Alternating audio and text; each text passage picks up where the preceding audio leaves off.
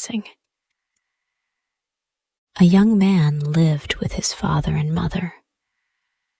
"Son," the old man said to the young man one day, "you are our only child. You must marry and have children." So the old man found a wife for his son. She was a fine young woman, and her young husband loved her. A year passed, and she gave birth to a little boy. The family lived happily together, but they were very poor. The young man and his father worked hard in the fields. The young woman and her mother-in-law worked hard in the house, but they never had enough food to eat. "Father," the young man said to his father one day, "this little farm is too small for our family. Let me go and find work in the town. I will earn some money and bring it home to you." The father was sad. "You are my only child," he said, "and we need you here at home. But you are right. The farm is too small for us all. Go to the town, find work, and earn some money. We will wait for you here at home." So the young man kissed his son and said goodbye to his parents and his wife. He began the long journey to the town. He traveled for 2 days, and at last he came to the town. He stopped at the first big house and knocked on the door. A man opened it. "Is there work for me here?" the young man asked. "No, my friend," the man said. The young man walked on. He went to many houses and knocked on many doors. His question was always the same. "Do you have work for me here?" he said. The answer was always the same too. "No," everyone said. "There is no work for you here." The young man was tired now and very hungry. "What can I do?" he thought. "I must find work soon, or I will die." At last, he came to a monastery. He knocked on the door, and an old monk opened it. "Please, Father," the young man said, "let me work for you." "How long will you stay?" the monk asked. "For a few months only," answered the young man. "Then I must go back to my family." The monk began to shut the door. "Then I can't help you," he said. "If you work for us, you must promise to stay for a long, long time. If I don't find work today, I'll die of hunger," the young man thought. "Father," he said, "please don't close the door. I promise to work for you for a long, long time." The monk smiled at him. "Come in, my son," he said. Part 2. The next day, the young man began to work. The work was not difficult. The monks were kind to him. The young man worked hard for them, and they were pleased with him. A month passed. At first, the young man thought about his family every day. "Is my son well?" he thought. "Are my parents happy? Does my wife have enough food to eat?" But slowly, the young man forgot his family. He was happy with the monks. "You are an honest man," they said to him. "You can look after our money for us. We will trust you." The years passed quickly. One day, the young man was sitting on his chair in the monastery. He was counting the monk's money. Suddenly, he heard voices. Children were laughing outside. The young man looked up. "They're happy," he thought. "Is my son happy?" He stood up and looked out of the window. "How old is my son now?" he thought. "How long have I been here? 5 years? 6 years? No, 10 years. I've been here for 10 years. The next morning, the young man went to see the monks. "I've stayed with you for 10 years, he said, "and I've been a good servant. I've worked hard for you, but you have never paid me. Now, I want to see my family. Please give me the money you owe me and let me go." The monks smiled at him. "You're right," they said. "You have worked hard for us. Now you can choose. Do you want us to give you your money, or do you want us to give you our blessing?" The young man frowned. "I want your blessing," he said, "but I want my money too." "We owe you 400 silver dollars, the monk said, "but each blessing costs $100. The young man looked unhappy, but at last he said, "Give me your blessing. It is better than the money." So the first monk blessed him. "Do not leave the road," he said. "Do not go to the right or the left. Only go straight on." The second monk blessed him. "Soon you will be a guest," he said. "Obey your host. Take what he gives you."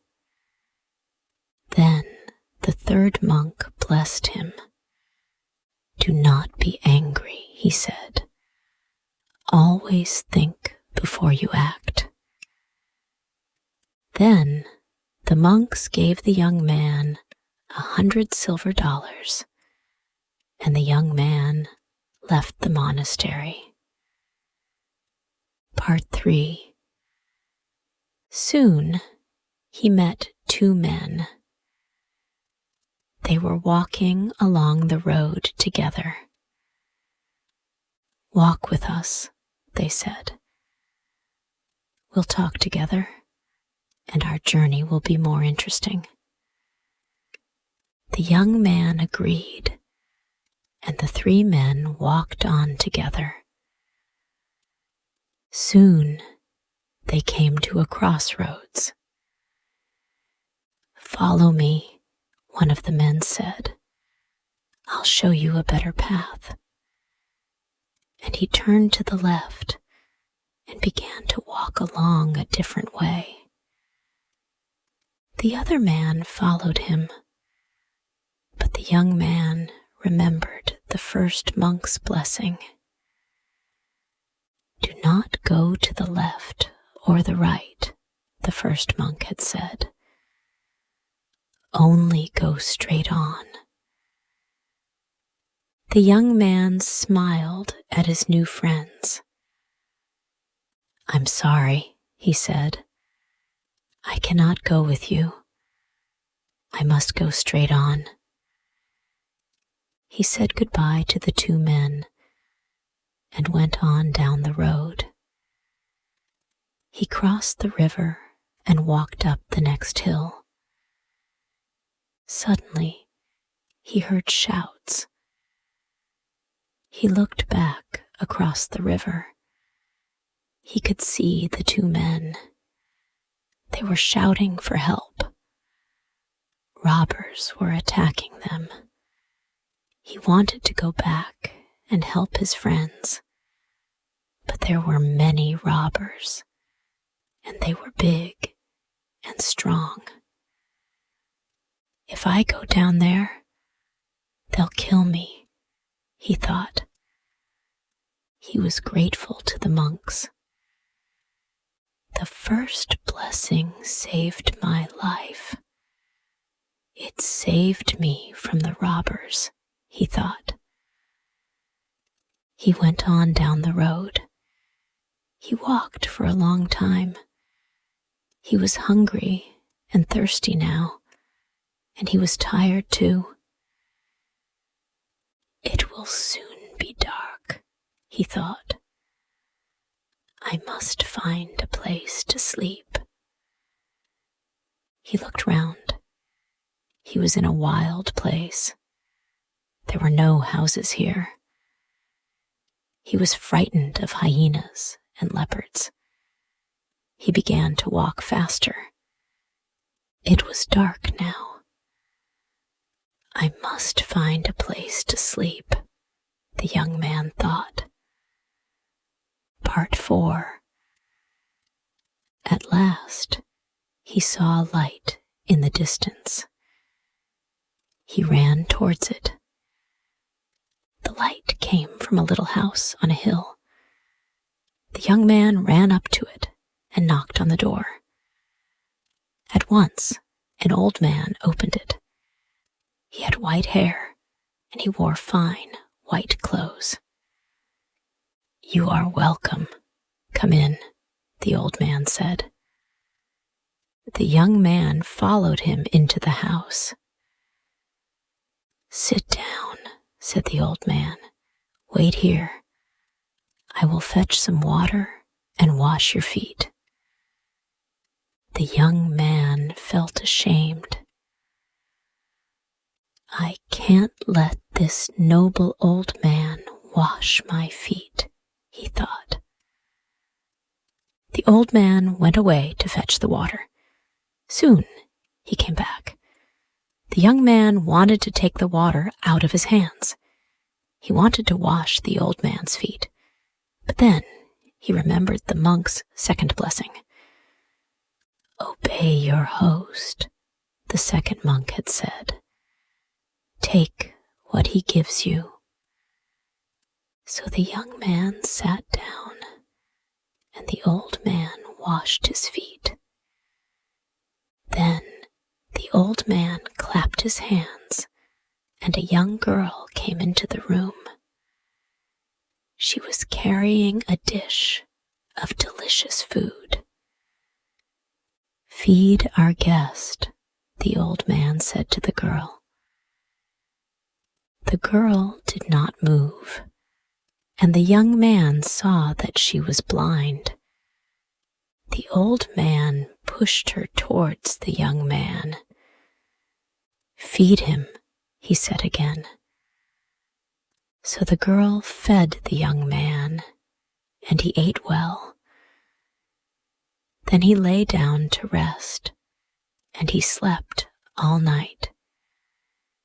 He woke up early in the morning. Thank you, he said to his host. You have been very kind to me, but now I must go on. The sun was up now, and the young man could see his host clearly. The old man did not look fine and noble now. His teeth were long and white and sharp.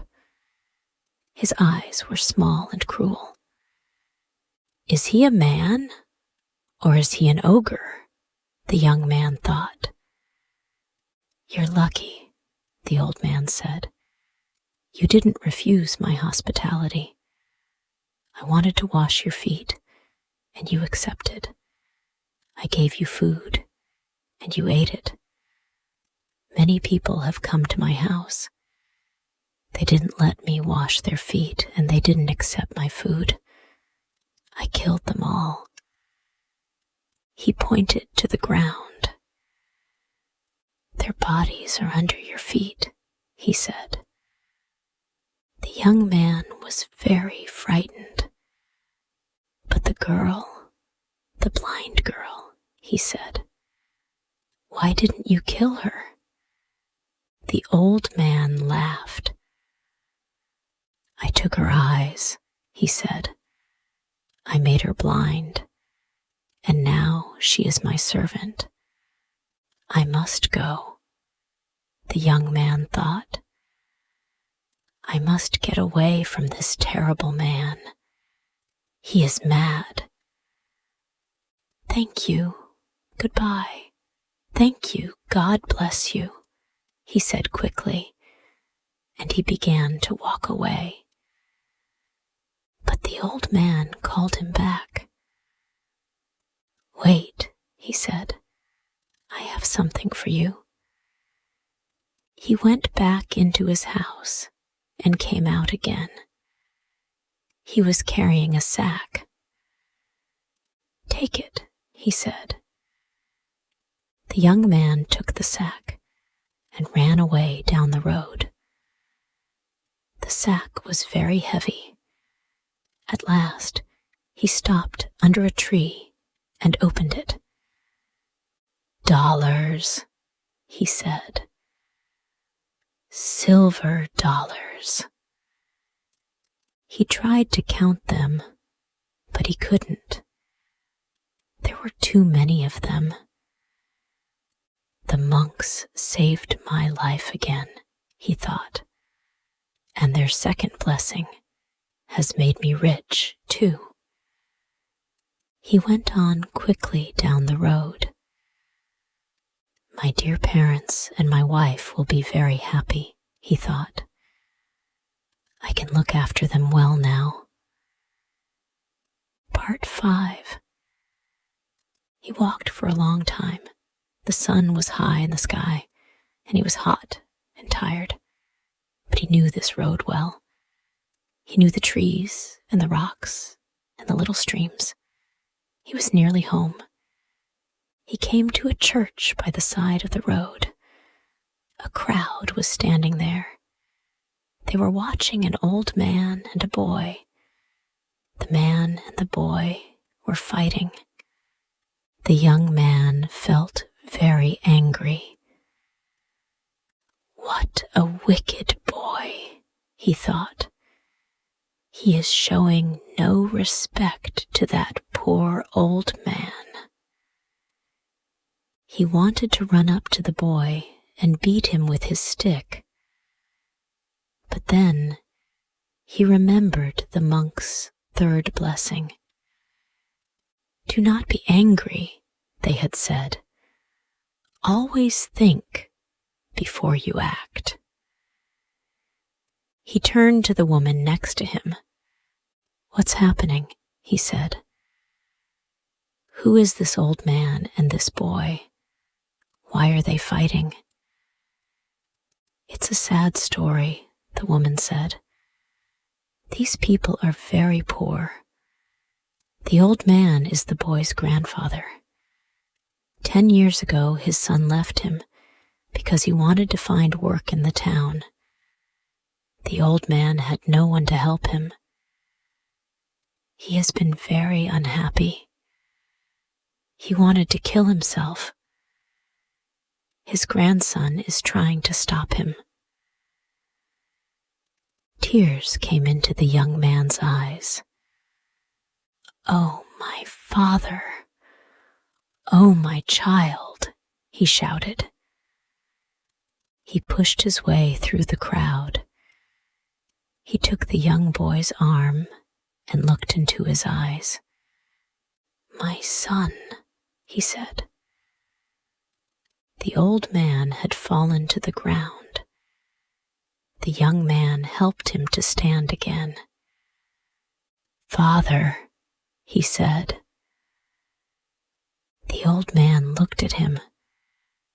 "Is it really you?" he said.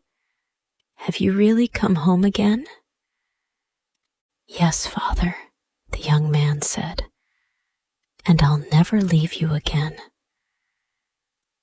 The young man went to his house with his father and his son.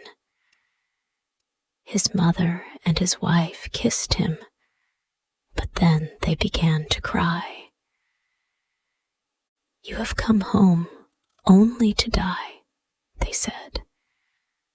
"We have no food here. We ate our last meal yesterday." The young man opened his sack and showed them the silver dollars. Then he added to it the $100 that the monks had given him. "I haven't come home to die, but to live," he said. "The monks have blessed me, and we will be happy now for the rest of our lives." And now this story ends.